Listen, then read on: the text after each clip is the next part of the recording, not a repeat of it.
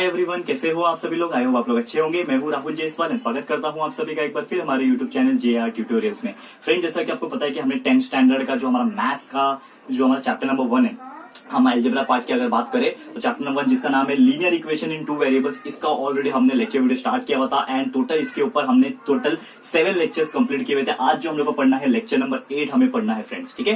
And आपको ये बता दूं कि जो भी हम लेक्चर्स आप लोग के लिए लेकर आ रहे हैं वो हमारा जो लेक्चर शेड्यूल बनाया हुआ था एंड जो टाइम टेबल बनाया हुआ था उसके अकॉर्डिंगली लेकर आ रहे हैं। तो उम्मीद करता हूं आप लोग को वो जो मेथड है मेरा एंड आपको ये चीज पसंद आ रही होगी। जैसे कि मंडे एंड ट्यूसडे को आपको साइंस का लेक्चर वीडियोस मिले थे, वेडनेसडे थर्सडे एंड फ्राइडे हमारा 3 दिन मैथ्स का सेशन होता है। तो आज हमारा फ्राइडे है, तो यानी कि मैथ्स का आखिरी सेशन है आज ये हफ्ते के लिए। तो उम्मीद करता हूं आपको आज का वीडियो पसंद आएगा एंड हम लोग शुरुआत करते हैं आज के लेक्चर वीडियो की, that is 10th standard algebra part 1 maths का and chapter number 1 linear equation in two variable lecture number 8। Okay friends, तो ये वीडियो को लास्ट तक जरूर से देखिए। तो प्रीवियसली अगर हम बात करें तो हम लोग ने प्रीवियस में देखा था कि डिटरमिनेंट को कैसे निकाला जाता है। मैंने आपको मेथड बताया था कि एक 2x2 मैथ अगर डिटरमिनेंट अगर दिए रहते हैं तो उसका वैल्यू जो डी का वैल्यू होता है, डिटरमिनेंट का जो वैल्यू होता है उसको कैसे निकाला जाता है। उसी के बेस पे हमारा जो आज का टॉपिक है वो थोड़ा सा आगे का एडवांस टॉपिक है, जिसमें हमें पढ़ना है फ्रेंड्स डिटरमिनेंट का मेथड, जिसको हम लोग क्रैमर्स रूल बोलते हैं, क्रैमर्स मेथड भी बोलते हैं। एंड ये इतना इंपॉर्टेंट मेथड या फिर रूल आप बोल सकते हो जो कि एग्जाम में डेफिनेटली शॉर्ट पूछता है आपको। एटलीस्ट 2 to 3 मार्क्स के लिए डेफिनेटली एक क्वेश्चन आपको ये पूछता ही है,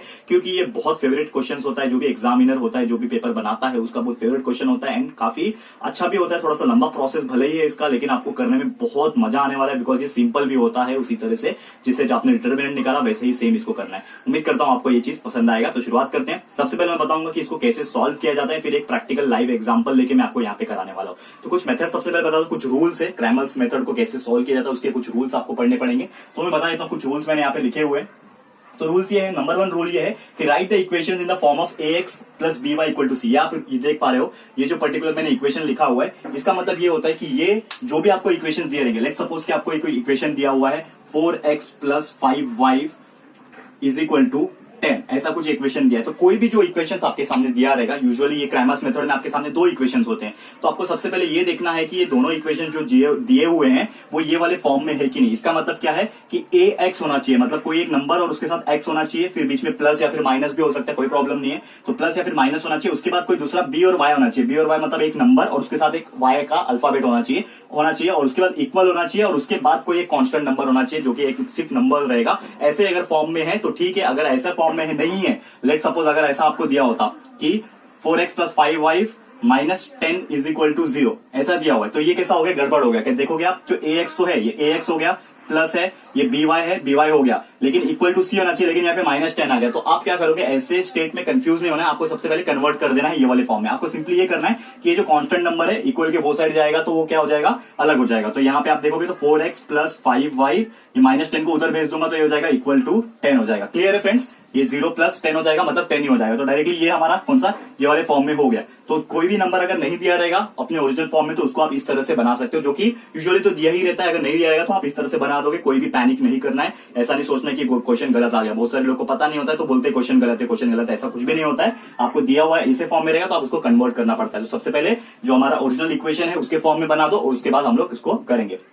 ये चीज आपको समझ में आ जाएगा। फिर रूल नंबर 2 है, अगर आपने इक्वेशन बना लिया फिर उसको हम लोग को करना है डिटरमिनेंट में सॉल्व। तो क्या है, find the values of determinant. एक बार आपने इक्वेशन सेम फॉर्म में लिख लिया, जो हमारा जनरल इक्वेशन उसके फॉर्म में लिख लिया, उसके बाद हमें क्या करना है, डिटरमिनेंट निकालना है। डिटरमिनेंट निकालने मैंने आपको सिखाया था कैसे निकालते हैं, आज भी मैं आपको बताने वाला हूं, तो आप ध्यान से एक बार और देख लेना। तो डिटरमिनेंट निकालेंगे जिसको डी बोलते हैं। डिटरमिनेंट निकालने के बाद dx निकाला जाता है, जो कि एक अलग मेथड है, यहाँ पे मैं आपको बताऊंगा। सेम डिटरमिनेंट का ही मेथड है लेकिन थोड़े से अलग तरीके से सॉल्व करते हैं, तो मैं बताऊंगा। तो डी निकालना डिटरमिनेंट, फिर dx निकालेंगे, x का डिटरमिनेंट, फिर y का डिटरमिनेंट निकालेंगे। ऐसे 3 डिटरमिनेंट निकालेंगे हम लोग। वो निकालने के बाद हमें जाना है हमारे आखिरी स्टेप पे, जिसका नाम है find values of x and y। क्योंकि मेन क्रैमर्स रूल या फिर जो भी ये मेथड है हमारा, इसमें मेन तो वही है कि जो भी आपका वेरिएबल है यानी कि x या फिर y, इसी का आपको क्या करना है, वैल्यूज निकालना है। तो इन शॉर्ट आपको क्या करना है, x और y का वैल्यू निकालना है। कैसे निकालेंगे, फॉर्मूला है हमारे पास x निकालने के लिए होता है dx अपॉन d, जो यहां से आप dx d और dy निकालोगे इसी का यूज करना है। तो x निकालना है तो dx को d से डिवाइड करोगे तो आपको x का वैल्यू मिल जाएगा, y निकालना है तो dy को d से डिवाइड करोगे तो आपको y का वैल्यू मिल जाएगा। तो बहुत सिंपल कुछ रूल्स है इसमें, आपको तीनों रूल्स आई गेस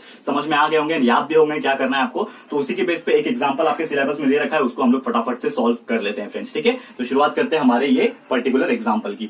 ओके, तो ये रूल्स जो मैं है रफ कर लेता हूं फटाफट से, फिर हम लोग एग्जांपल्स जो है स्टडी करते हैं। ओके, तो सबसे पहले एग्जांपल क्या है यहाँ पे मैं लिख लेता हूं। Example number 1, solve the following equations with Cramer's rule. तो आपको लिखते हैं, मैं शॉर्ट फॉर्म में लिख देता हूं यहाँ पे, solve the equations using Cramer's rule. ठीक है, मैंने शॉर्ट में लिख दिया यहाँ पे क्रैमर्स रूल। ठीक है, आपको क्रैमर्स रूल यूज करके एक इक्वेशन, दो इक्वेशन दिए उसको वैल्यू निकालना है। तो इक्वेशन जो है वो मैं सबसे पहले लिख लेता हूं यहाँ पे। एक इक्वेशन दिया हुआ है आपका 5x plus 3y, 5x plus 3y is equal to -11। ठीक है, ऐसा आपको इक्वेशन लिख लेना है, एक के नीचे एक लिख लो, जैसा हमेशा बताता हूं मैं। ठीक है, यहाँ पे एक मैं पार्टीशन कर देता हूं कि यहाँ और यहाँ दोनों साइड हम यूज कर सकते हैं। ओके, तो 5x plus 3y equal to -11 हो गया। अगेन दूसरा इक्वेशन है 2x plus 4y, 2x plus 4y is equal to -10। ये दो इक्वेशंस आपको दिए। तो सबसे पहले आपको क्या करना है, इसको सॉल्व हम लोग करेंगे, हम लोग इसको सॉल्व करते हैं। लेट्स सपोज सॉल्व करेंगे, लेकिन इसके पहले हम लोग क्या करना है, चेक करना है कि ये दोनों इक्वेशन जो दिए हुए हैं वो हमारे ओरिजिनल फॉर्म में है कि नहीं। ax plus by equal to C के फॉर्म में होने चाहिए। तो यहाँ पे ax है प्लस by है इक्वल टू सी है, करेक्ट है। ax plus by equal to C, मतलब कोई भी चेंजेस करने की जरूरत नहीं, ये अपने ओरिजिनल फॉर्म में हमें दिया हुआ है, तो कोई भी चिंता करने की, कोई भी टेंशन लेने वाली बात नहीं है। ठीक है, अब बढ़ते इसके आगे की तरफ। सबसे पहले आपको याद रखो, रूल नंबर 1 हमारा सेटिस्फाई करता है, जो हमारा कंडीशन नंबर 1 था कि इक्वेशन के फॉर्म में होना चाहिए, ax plus by equal to C के फॉर्म में होना चाहिए, तो ये सेटिस्फाई करता है, ये क्लियर है। अब बढ़ते हैं हमारे सेकंड रूल की तरफ। सेकंड रूल आपको मैंने बताया था, क्या था, हम लोग को डिटरमिनेंट्स का वैल्यू निकालना पड़ेगा। सबसे पहले d का वैल्यू निकालेंगे, फिर dx का वैल्यू निकालेंगे, फिर dy का वैल्यू निकालेंगे। तो वो कैसे निकालते हैं, यही मेन है यहाँ पे, मैं आपको बता देता हूं। तो सबसे पहले d का वैल्यू कैसे निकालते हैं हम लोग, आपको पता है। सबसे पहले हम लोग d का वैल्यू निकालते हैं। तो d का वैल्यू अगर आपको निकालना है तो हमें क्या करना पड़ेगा, डिटरमिनेंट के फॉर्म में इसको लिखना पड़ेगा। तो डिटरमिनेंट के फॉर्म में लिखने के लिए सबसे बेस्ट मेथड होता है, क्या करना है, जो भी x और y का जो कोएफिशिएंट होता है, कोएफिशिएंट का मतलब x के आगे कुछ नंबर है, y के आगे कुछ नंबर है, उसको सीधा सीधा यहाँ पे लिख दो। तो यहाँ पे पहले इक्वेशन में आप देखोगे तो x के आगे 5 है, तो यहाँ पे लिख दिया मैंने 5। उसके बाद y के आगे 3 है, तो उसके सामने 3 आ गया। फिर x के आगे 2 है, उसके नीचे 2 आ गया। y के आगे 4 है, तो यहाँ पे 4 आ गया। ये हो गया आपका डिटरमिनेंट। और इसी तरह से हमने कल सॉल्व भी किया था, आपको याद होगा, डिटरमिनेंट हम लोग निकालते थे तो उसमें ऐसे ही 2 रो 2 कॉलम ऐसे दिए हुए रहते थे। इसके हेल्प से हम लोग क्या करते थे, डिटरमिनेंट का वैल्यू निकालते थे। कैसे निकालते थे आपको याद होगा, क्रॉस मल्टीप्लाई करके, ये इससे मल्टीप्लाई होगा माइनस ये इससे मल्टीप्लाई होगा। तो कैसे करेंगे, डिटरमिनेंट का वैल्यू कैसे निकालेंगे, यहाँ पे d is equal to 5 multiply by 4 minus 3 multiply by 2। Correct है, आपको याद आ रहा होगा, मैंने बताया था आपको कि डिटरमिनेंट का वैल्यू कैसे निकाला जाता है। तो 5 को 4 से मल्टीप्लाई किया जाता है, माइनस किया जाता है, और ये वाला को ये वाले से मल्टीप्लाई, क्रॉस मल्टीप्लीकेशन। तो आपका वैल्यू मिल जाएगा आपको d is equal to 5 4 20 minus 3 2 6, 20 minus 6 is 14। तो d इज इक्वल टू आपको मिल गया 14। तो आपको एक आंसर मिल गया कि d का वैल्यू जो है 14 आ गया। करेक्ट है, अब ये आपने सिर्फ d का वैल्यू निकाल लिया। अब d का वैल्यू निकालने के बाद आपको क्या करना है, dx का वैल्यू निकालना है। तो यहाँ पे हम निकालेंगे dx का वैल्यू। ठीक है, तो dx का वैल्यू निकालने के लिए सेम आपको क्या करना है, यहाँ पे अगेन डिटरमिनेंट को ड्रॉ करना है यहाँ पे। ठीक है, अब डिटरमिनेंट को ड्रॉ करने के बाद वैल्यूज कौन सा पुट करना है, आपको बस ये करना है कि आप क्या निकाल रहे हो, अभी x के लिए d निकाल रहे हो। तो x के लिए जब d आप निकालते हो फ्रेंड्स, तो आपको ये करना है कि x का जो पार्ट है ना, यहाँ पे x का पार्ट है, उसको भूल जाओ।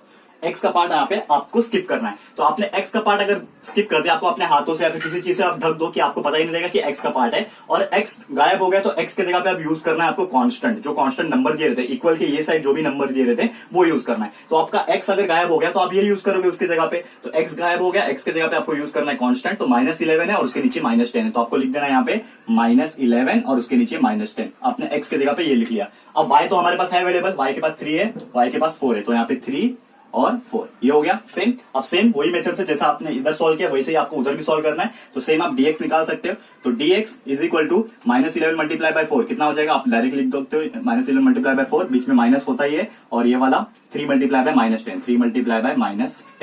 करेक्ट है, अब इसको सॉल्व करते हैं हम लोग फटाफट से। तो dx इक्वल टू कितना हो जाएगा, -11 इंटू 4 -44 हो गया। ठीक है, ये माइनस पहले से ही है, 3 मल्टीप्लाई बाय -10 इज -30। ठीक है, अब ये माइनस और ये माइनस प्लस हो जाएंगे, तो आपका वैल्यू आ जाएगा dx is equal to -44 plus 30। तो ये कितना हो जाएगा, dx इज इक्वल टू -14। ठीक है, तो ये आपका आंसर आ गया dx का। करेक्ट है, -44 प्लस 30 कितना होता है, -14 आ गया। तो आपने dx का वैल्यू निकाल लिया। करेक्ट है, तो आपने d का वैल्यू निकाल लिया 14, फिर dx का वैल्यू आपने -14 निकाल लिया। करेक्ट है, अब आपको निकालना है dy का वैल्यू। तो यहाँ पे मैं क्या करता हूँ, dy का वैल्यू भी निकाल लेता हूँ। ओके, अब dy का वैल्यू भी कैसे निकालेंगे हम लोग फ्रेंड्स, सेम डिटरमिनेंट पहले लिख दो। ठीक है, डिटरमिनेंट लिखने के बाद आपको क्या करना है, dy की जगह पे आप देखोगे यहाँ पे x निकालना था, जब भी dx निकाला था तो आपने x का पार्ट जो है वो क्या कर दिया था, x का पार्ट यहाँ पे छुपा दिया था। ठीक है ना, कि x आपके लिए नहीं है, x के लिए x छुपा दिया। तो y के लिए मैं क्या करूंगा, y छुपा दूंगा। तो y अगर छुपा दूंगा तो मेरे पास क्या रहेगा, x का वैल्यू रहेगा। तो x का वैल्यू है तो यहाँ पे लिख दूंगा मैं, यहाँ पे 5 एक्स का वैल्यू क्या आगे क्या है 5 है और एक्स के पास 2 है, तो 5 और 2 लिख दिया, और y यहाँ पे नहीं है तो y की जगह पे सेम में कांस्टेंट यूज करूंगा जो कि -11 और -10 है, तो -11 और -10 यूज कर लिया। अब इसको सॉल्व करते हैं। तो सॉल्व करने के लिए मेरे को ये पार्ट रफ करना पड़ेगा हमारा बोर्ड के लिए, तो ये उम्मीद करता हूं कि आप लोग जब भी ये आपको देखना होगा तो आप लोग रफ कर सकते हो ये चीज, ठीक है, क्लियर है। तो ये चीज मैं रफ कर लेता हूँ, यहाँ पे मैं आगे बताता हूँ, ठीक है। आपको बस याद रखना है कि डी का वैल्यू हमारा 14 आ रहा था, ठीक है। तो यहाँ पे मैं रफ कर लेता हूँ फटाफट से। डी का वैल्यू हमारा 14 आ रहा था, इसको मैं ना कहीं पे लिख के रखता हूँ कि डी का वैल्यू हमारा कितना आ रहा था 14, या तो आपके पास अब तो वो रहेगा, आप लोग देख सकते हो। डी का वैल्यू 14 आ रहा था, आपको याद रखना है बस। तो डी वाई हम लोग निकाल सकते हैं यहाँ से कैसे, यहाँ पे मैं थोड़ा सा सॉल्व करता हूँ, अगर आपको दिख रहा है तो यहाँ पे भी मैं सॉल्व कर सकता हूँ थोड़ा सा, कि D Y is equal to सबसे पहला स्टेप 5 मल्टीप्लाई बाय -10, तो 5 मल्टीप्लाई बाय -10, माइनस तो आएगा ही, हमारा फॉर्मूला में ही है। उसके बाद ये वाला -11 मल्टीप्लाई बाय 2, तो -11 मल्टीप्लाई बाय 2, करेक्ट है। अब इसको सॉल्व कर लेते हैं। यहाँ पे डी वाई कंटिन्यू कर लो, यहाँ पे D Y is equal to क्या हो जाएगा 5 multiply by -10 is -50 plus, sorry minus है यहाँ पे, माइनस है, और ये -11 मल्टीप्लाई बाय 2 इज -22, ठीक है, ये हो गया। अब यहाँ पे आप देखोगे तो D Y is equal to कितना हो गया -50, यहाँ पे +22, करेक्ट है। अब यहाँ पे इसको सॉल्व करोगे तो डी वाई का वैल्यू आपको क्या मिलेगा, -50 + 22 इज मीन्स -28, तो आपको डी वाई का वैल्यू भी मिल गया -28।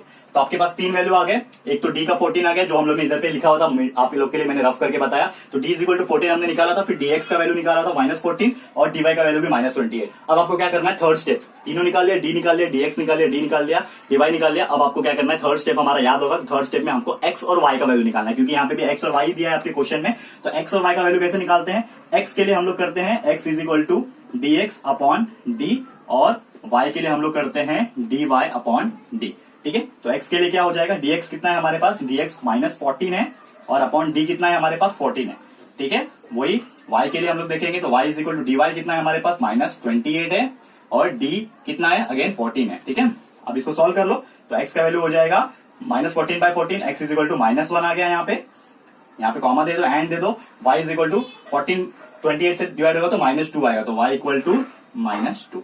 तो इन दिस वे हमने निकाल लिया, हमारे x का वैल्यू कितना आया -1 आया, y का वैल्यू आया -2। उम्मीद करता हूं दोस्तों ये वाला आपको समझ में आ गया होगा, ठीक है। तो क्विक रिवीजन कर लेते हैं। रिवीजन क्या क्या, सबसे पहले हमने देखा ax + by equal to c है कि नहीं, यस है। उसके बाद हमने d का वैल्यू निकाल लिया जो हमने रफ कर लिया यहाँ पे, तो d का वैल्यू 14 आया था, मैंने साइड में लिख के रखा है आप लोग के लिए। उसके बाद हमने dx का वैल्यू निकाला, dx का वैल्यू -14 आया, फिर dy का वैल्यू निकाला -28 आया, उसके बाद x equal to dx by D, y equal to dy by D निकाल के हमने निकाल लिया कि x का वैल्यू जो आ रहा है वो -1 आ रहा है और y इक्वल टू -2 आ रहा है, ठीक है फ्रेंड्स। तो यही था दोस्तों हमारा आज का लेक्चर सेशन, जिसमें हम लोग ने सीख लिया आखिरकार कि कैसे हम लोग क्रैमर्स रूल या फिर डिटरमिनेंट का मेथड जो होता है, क्रैमर्स रूल जिसको बोलते हैं, उसको यूज करके हम लोग कैसे एक्स एंड वाई का वैल्यू निकाल सकते हैं, ठीक है। उम्मीद करता हूँ ये चीज समझ में आएगा। एक और एग्जांपल है तो मैं आप लोग के लिए होमवर्क दूंगा, जो कि एक्टिविटी 1 है, उसी के नीचे आप देखोगे पेज नंबर 14 पे, आपके अगर टेक्स्टबुक आपके पास होगा तो उसी पे एक्टिविटी के एग्जांपल है, बॉक्सेस बना के रखे हैं, कुछ गैप छोड़ के रखा है, तो वहां पे आप लोग आंसर कर सकते हो। एंड इसके ऊपर जो प्रैक्टिस सेट है हमारा, वो प्रैक्टिस सेट हम लोग जो हमारा अगला लेक्चर आएगा इसके ऊपर, जो कि लेक्चर नंबर 9 रहेगा, उसमें हम लोग जो इसका प्रैक्टिस 1.3 है, जो हम लोग इसको सॉल्व कर लेंगे। उम्मीद करता हूं